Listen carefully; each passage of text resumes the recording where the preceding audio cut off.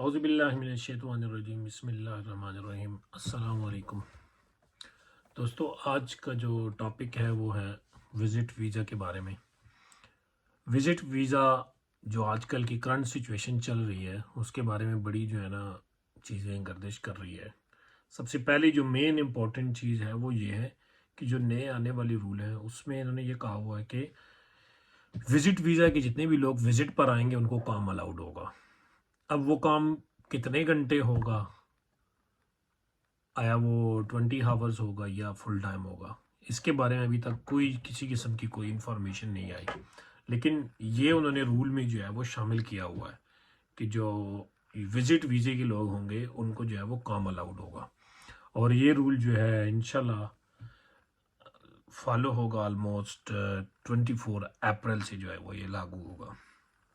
अब visit visa जो है लेना कैसे है, सबसे जो मेन चीज़ है ये, अब जो हायर लेवल क्लास लेवल के लोग जो हैं उनको तो विजिट वीज़ा जो है वो आराम से मिल जाता है। लेकिन जब बात आती है मिडिल क्लास की या लोअर लेवल की, तो उनके लिए लेना जो है वो थोड़ा सा मुश्किल हो जाता है। और जो हायर क्लास के लोग हैं वो तो आजकल की रूटीन में भी जो है वो ले रहे हैं। लेकिन बात मिडिल क्लास की आती है और आखिर में मारे वही जाते हैं। तो इसके लिए मैं कुछ चीज़ें आपको जो है वो स्टेप्स बताऊंगा कि आपने कौन कौन से स्टेप्स जो हैं उनको फॉलो करना है, जिसकी वजह से आपका जो है वीज़ा जो है वो 100% जो है ना इंशाल्लाह उम्मीद की जा सकती है कि आपका लगेगा। और काफ़ी लोगों के लगे भी हैं, मेरे काफ़ी जानने वालों को लगे हैं जिनको मैंने गाइड किया उस तरह, और उन्होंने विज़िट वीज़ा अप्लाई किया है और उनका विज़िट वीज़ा जो है वो लगा है और वो यूके में आए हैं और वापस भी जा चुके हैं। अब इसमें कुछ चीज़ें डिटेल से आपको मैं बताता चलूँ। इनको मैंने ऑलमोस्ट 3 स्टेप्स में मैंने इसको डिवाइड कर दी है। जो फर्स्ट स्टेप्स है वो आपकी पर्सनल इंफॉर्मेशन का है, और जो सेकंड स्टेप्स है वो है आपके पास फाइनेंस का, और जो थर्ड स्टेप है उसमें आपके पास आ जाती है पर्पस ऑफ विजिट, कि आप जो है वो यूके विजिट किस वजह से कर रहे हो, आपका क्या पर्पस है। अब हम पहले स्टेप्स की तरफ आते हैं जो कि पर्सनल इंफॉर्मेशन है आपकी। पर्सनल इंफॉर्मेशन में आपकी सारी जितनी भी इन्फो है, जो पर्सनल इन्फो है, आपका जो बायोडाटा है, उसमें आपके क्वालिफिकेशन भी शामिल है। आपने वो सारी चीज़ें वो लिखनी है। मैंने एक और वीडियो भी बनाई हुई है इस पर कि आपने विजिट वीज़ा जो है वो अप्लाई कैसे करना है, तो आप उसको भी देख सकते हैं। मैं उसका डिस्क्रिप्शन में जो है वो लिंक दे दूंगा, आपने उसको भी चेक कर लेना है। ये तो आपके पर्सनल इंफॉर्मेशन की बात आ गई। जो सेकंड जो है ये सबसे मेन इंपॉर्टेंट है, जो आपका फाइनेंशियल सोर्स है, ये सबसे मेन इंपॉर्टेंट है।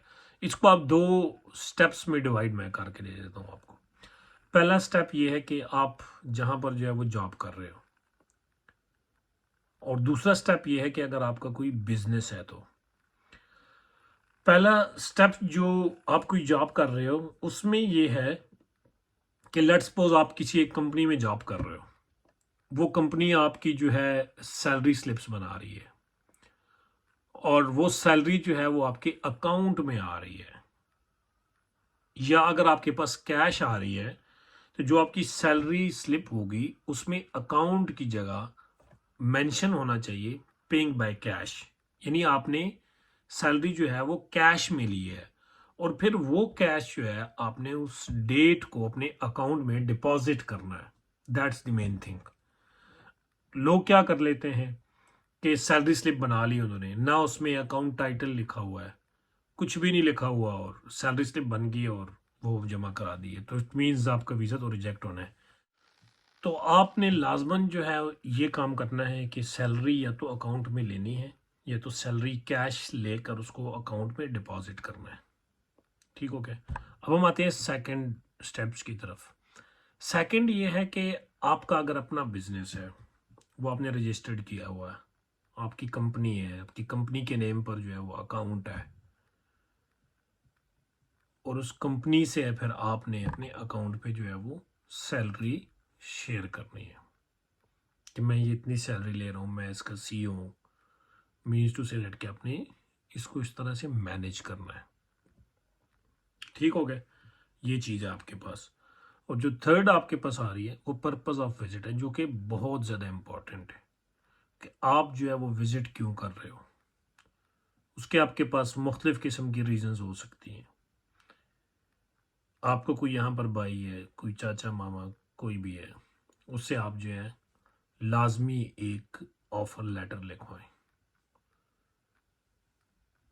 जब वो आपको ऑफ़र लेटर लिख के देगा, तो उससे ये है कि आपकी थोड़ी-सी वेटेज जो है वो उसकी इंक्रीज़ हो जाएगी।